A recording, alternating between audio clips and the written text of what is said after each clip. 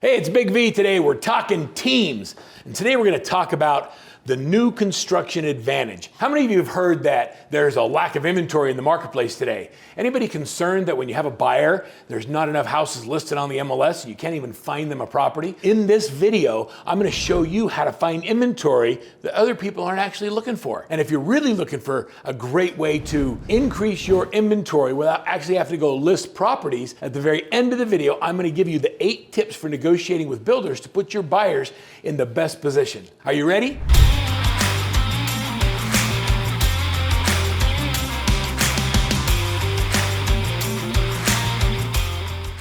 Now, I don't know if you know this, but when I started in real estate more than 25 years ago, I started in new construction. I went to work for a builder out in a place called Lehi, Utah. And I remember being in Lehi, Utah, and walking into the very first day of my very first model home and being a little bit intimidated because I was trained by number 1 and number 2. Number 1 told me, hey, Verl, it's okay, I'm glad you're here today, but just don't speak. Don't talk to anybody, don't say anything. We'll show you what to do, because after all, I am number 1. And then number 2 came and said, hey, whatever she said is absolutely true, and I have your back. If you get into a situation, you need some help, I'm here for you. Well, it got busy. Here we are in this model home. It's actually a sales trailer, and people came in and had number 1 went out with clients, then number 2 went out with clients, and I'm left by myself sitting here in this trailer, and a young couple walks up, and I didn't know what to say. I wasn't supposed to speak. Matter of fact, I was commanded not to talk. So here I am, like, and finally I greeted him with a little bit of enthusiasm, says, hi, I'm Verl, I'm the new guy. Matter of fact, today's my first day.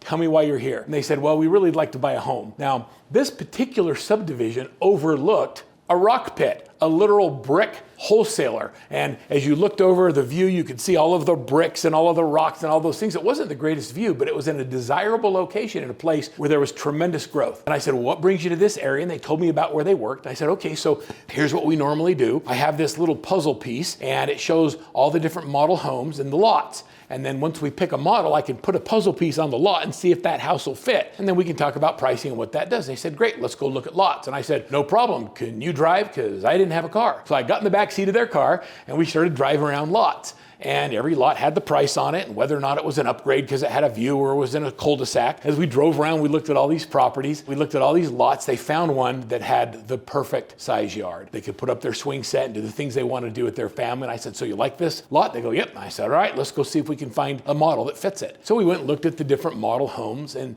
they fell in love with the model called the, are you ready for this? Never heard of this before? The Sonoma. I remember the Sonoma because it was such a fun property. It was an all single level rambler that had a full basement that was all finished in a 2.5 car garage that was extra deep so they could have a place for their tools. And he fell in love with it, and she fell in love with it as well. I said, oh, well, if we can get you this house on that lot in a budget you can afford, do you want to get it? And they said yes. And I'm like, oh crap, now what? Not only did I not know how to write a contract, I didn't even know where they kept them. And so I remember number 1 and number 2 coming back into the sales office, and I said, these are the Johnsons, and they like the Sonoma on lot number 27. And they said, okay, why don't you talk to me in the kitchen? And they pulled me aside to the little kitchen in the trailer and said, hey, you weren't supposed to speak. I'm like, I'm so sorry, but I didn't know what to do. And they said, well, I'll help you this time. Number 1 sat them down and they wrote the contract, and then she split it with me. And that was my first real estate transaction, a brand new construction on my first client, the very first day I started in real estate. How about that for coming into the business?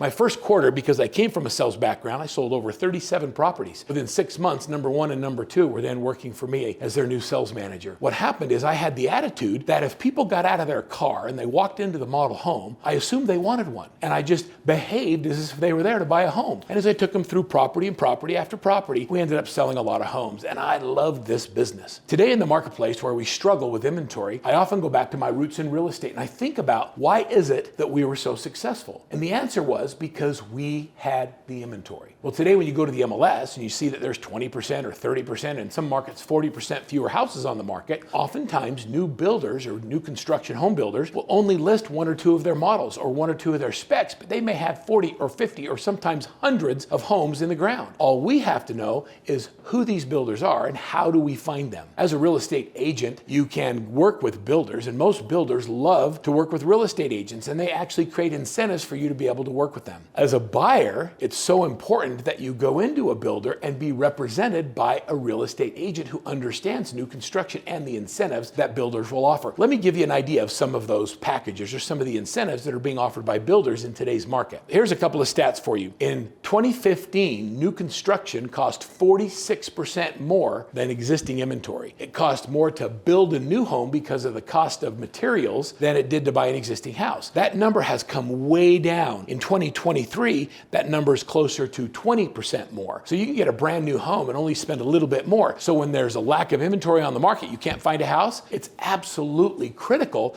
that we as buyer's agents know how to find inventory. And we do that by going after new construction. So let me give you 8 tips, 8 specific things, 8, we'll call them insider secrets to working with builders and getting your clients the best deal. Are you ready for the 8? And when you're done, I'm going to give you the download of a list of all 8 of these. You can have them in detail and you'll be able to print them out and use them with your buyers as you're working with new construction. Okay, number 1, here you go. You need to know the builder's incentives. What we encourage you to do is create a spreadsheet, make a list of all of the production builders in your marketplace. The only way to know what incentives they're doing is to pay attention to the ads they run, look at their websites, and go visit their model homes and open houses. Introduce yourself as an agent that's currently representing buyers and walk in and then ask them, what are the special deals or incentives that you're offering? And then create a spreadsheet. Oftentimes they have deals for lenders. They do discount points. They offer backyard or landscaping or upgrades or accessories. It's important that you understand what's already being offered so you can talk to your clients about those things. Number 2, and this is really important, build a relationship with the salesperson or sales manager on each project. You see, relationships gives you the ability to sit down and have honest, intelligent conversations with the salespeople. Everybody has parameters that they're allowed to work within, and oftentimes it's the relationships that get you moved a little bit further than what is generally acceptable. So build great relationships. Relationships matter, and do the right thing for your client and for the builder.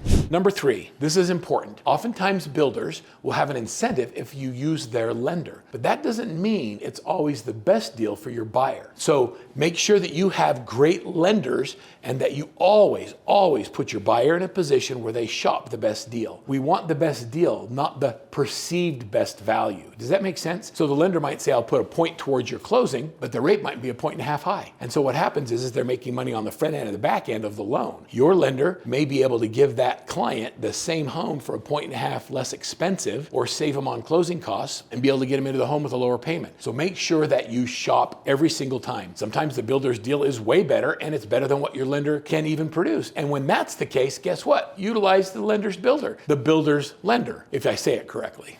The next thing with lenders is there's so many incentives there. Number 4, is sometimes, and I found this to be true when I've been on the seller side and the buyer side of working in new construction, is focus on the builder incentives to create greater value in the transaction. So if the builder is offering incentives like upgraded gas appliances or more efficient furnaces or putting grass in the front yard or a full sprinkler system or extra stuff in the backyard, oftentimes the builders are able to buy things at a bulk in a greater discount. So the value of giving the buyer something of greater value costs the builder less and the buyer gets something of more value. So everybody wins when we take advantage of the things that the builder has incentives to sell. So they can upgrade lights and fixtures and things like that without costing them the retail value, but you get to realize the retail value of it on your settlement statement. So focus on the free upgrades. Appliance package, window treatments, epoxy sealed garage floors are great. Closet organizers are some of the things. Upgraded flooring, finished recreation spaces in the basement or extra bathroom downstairs. All of those are great things to look at when you're looking at builder incentives. All right, number 5, think about upgrades during construction. Once a home is already built, it's oftentimes much more difficult to get the builder to do upgrades or offer incentives. For example, if you go into a house that's done, it's a spec house, and you really wish you would have had gas appliances, they have to go in, pull everything out, run a new gas line, and then put gas appliances in. The cost of that is way more than if you did it during the construction process. So when you're looking to get builder incentives, try and do those during the construction process, not after the home is built and all the costs are fixed, because anything you change after it's installed has an uninstall price and then the reinstall. It just costs you more. Next is look for spec inventory. Now, what I mean by spec inventory is oftentimes buyer will come in, they'll buy a home, they'll make an offer on the property, and they'll go through the process and they'll get to the end and they're ready to close and something's happened. One of them loses a job, something changes in their credit history, they just decide they don't want that property anymore. And so now the builder has invested invested all of this money, they've taken out construction loans, and they've got the house on the market. This is now called a spec home. Those spec homes have a holding cost, meaning every single day they're on the market and they're not sold, there's interest that's accumulating, costing the builder more money and shrinking their profits. So when you look at spec homes or homes that are on the market as spec homes, all you have to do is go in and negotiate with a little bit more energy, because the builder is incentivized to get that property off their inventory and stop paying the interest on the construction loan. Now, number 8, this is the last one.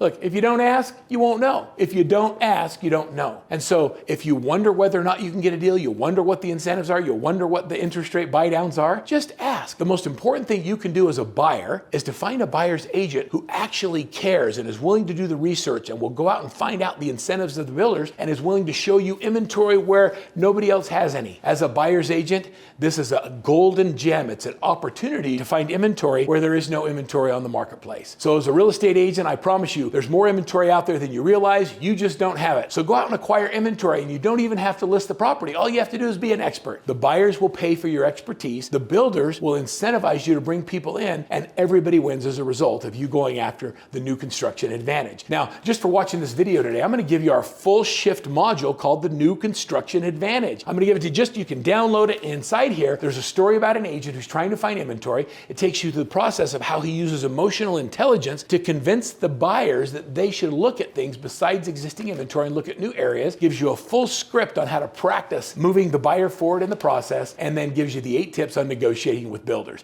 Download that right here. Thanks for being part of the video today, and I can't wait to talk to you more on Talking Teams.